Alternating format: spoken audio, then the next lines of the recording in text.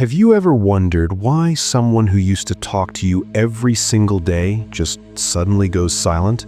No explanation, no goodbye, just gone. And the strangest part? You can still feel their presence somehow, even in their absence. Today, we're going to reveal the psychological truth behind what's actually happening when someone stops reaching out to you, and what it says about what's going on in their mind. Stay until the end because the last insight might completely change how you see this situation.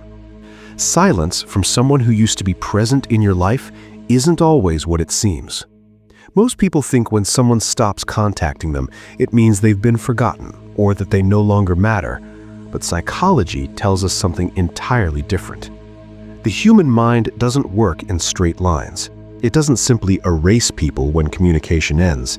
In fact, the opposite often happens. When someone deliberately creates distance, when they stop reaching out even though they used to do it naturally, something deeper is taking place beneath the surface, something they might not even fully understand themselves. Let's talk about what really happens in someone's mind when they pull away from you without warning. First, understand this fundamental truth about human behavior. Withdrawal is rarely about losing interest. It's about managing overwhelming feelings. When someone stops contacting you, especially if the connection was meaningful, it usually means their emotions have become too complex to handle. They're not running from you, they're running from what you make them feel. And there's a big difference between those two things. Think about how the brain processes emotional intensity. When we connect deeply with someone, our nervous system becomes attuned to that person. We start associating them with specific emotions: comfort, excitement, safety, or sometimes fear of vulnerability. Now imagine that person begins to realize how much space you occupy in their thoughts. That realization can be terrifying for someone who isn't ready to acknowledge it. So what do? They create physical distance to manage the emotional proximity. They stop texting, they stop calling. They convince themselves that if they just stay away long enough, the intensity will fade. But here's what psychology reveals. The more they try to suppress the thought of you, the more persistently you appear in their mind. It's called the white bear effect. When you tell yourself not to think about something, your brain does the exact opposite. It fixates on it. So when someone stops reaching out to you, there's a very real possibility that you've become more present in their thoughts than ever before. They're just dealing with it silently, internally, without giving you any visible sign. And this brings us to another psychological reality. People stop contacting you when they're trying to protect themselves from what they perceive as a threat. Not a physical threat, but an emotional one. Maybe you made them feel something they weren't prepared to feel. Maybe you showed them a version of connection they didn't know existed, and now their old patterns and defense mechanisms feel inadequate. When someone experiences this kind of emotional disruption, their instinct isn't always to move closer. Sometimes it's to retreat, to go back to what feels familiar and controllable, even if it's less fulfilling. Here's something most people don't realize about human attachment. When we form a bond with someone, especially one that feels different from others, our brain starts categorizing that person as significant. That means their absence registers differently than other people's absence. If someone stops contacting you and you feel it deeply, it's not because you're being overly sensitive. It's because your nervous system recognizes that an important connection has been disrupted. And if you can feel that disruption, chances are they can feel it too. The difference is in how each of you responds to it. You might reach inward, wondering what went wrong. They might reach outward, filling their life with distractions to avoid confronting what they actually feel. Now let's address what happens in their daily life when they're no longer in touch with you. They wake up and for a moment they think about messaging you. Then they stop themselves. They see something that reminds you of you, a song, a place, a random moment, and they feel a pull. But again, they resist. Throughout their day, you appear in small ways, in thoughts they didn't plan to have, in feelings they didn't intend to feel.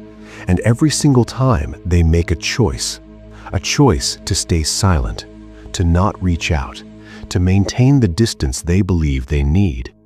But making that choice repeatedly, every single day, requires effort. It requires emotional energy. And that's the part people don't see from the outside. Staying away from someone you're still emotionally connected to isn't effortless. It's deliberate, it's exhausting, and it's constant. Psychology also tells us that people stop contacting you when they're in a phase of personal conflict. Maybe they're torn between what they want and what they think they should want. Maybe they're dealing with circumstances that make them feel inadequate or unready. Maybe they're scared that if they stay close to you, they'll have to confront parts of themselves they've been avoiding. When someone is in this kind of internal battle, communication becomes complicated. Every message they could send feels loaded with implications.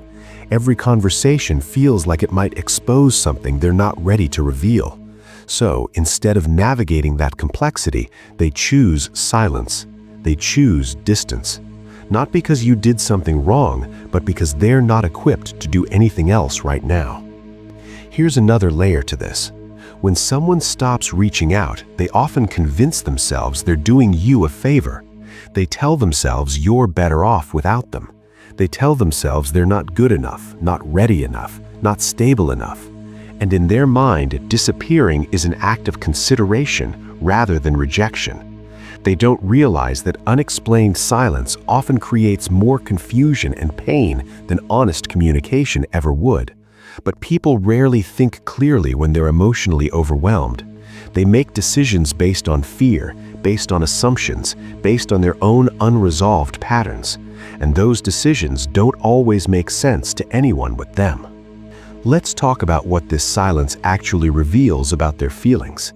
In many cases, when someone stops contacting you, but you still feel their presence in some intangible way, it means the connection hasn't ended emotionally.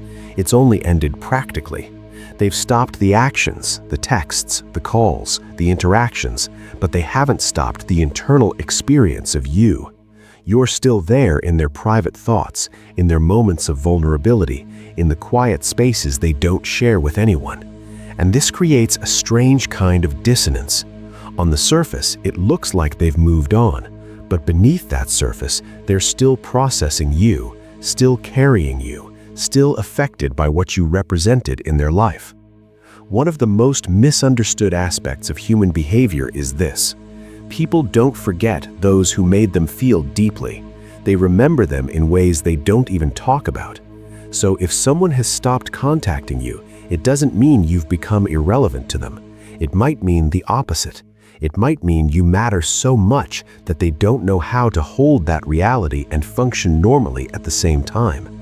They're not indifferent, they're overwhelmed, and they're coping the only way they know how, by creating space and hoping that space will eventually bring clarity. Now, here's where it gets even more interesting. Sometimes people stop reaching out because they're waiting. They're waiting to become better. They're waiting for circumstances to change. They're waiting to feel ready. They believe that if they just take enough time, enough distance, they'll eventually return as a more complete version of themselves. And maybe that's true. Maybe time and space do bring growth, but what they often don't realize is that while they're waiting in silence, the other person is left interpreting that silence in 100 different ways, and most of those interpretations hurt. So, what does all of this mean for you?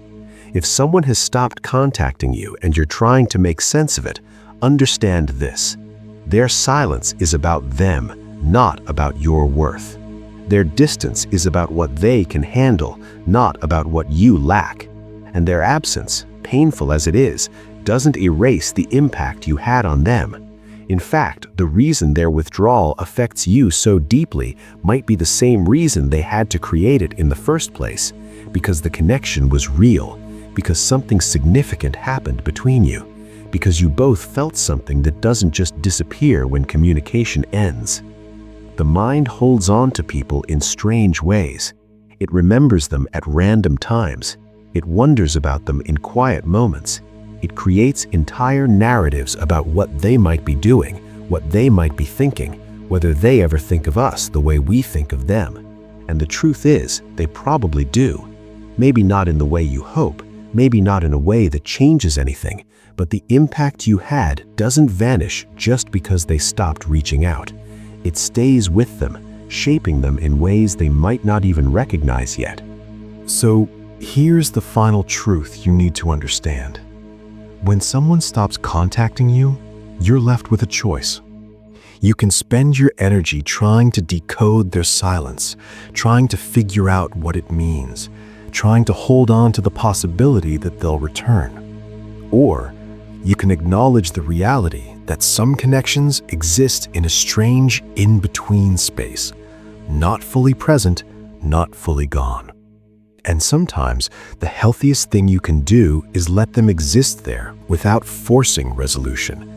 Because the people who are meant to stay in your life won't make you question their presence. They won't leave you guessing. They won't need distance to figure out if you matter. So, if someone has stopped reaching out to you, let them go quietly. Not with bitterness, not with resentment, but with the understanding that whatever they're going through, whatever they're processing, it's their journey to navigate. And your job isn't to wait for them. Your job is to keep moving forward, trusting that the right connections won't require you to chase them, won't require you to prove your worth, won't require you to sit in painful silence wondering if you're still thought of.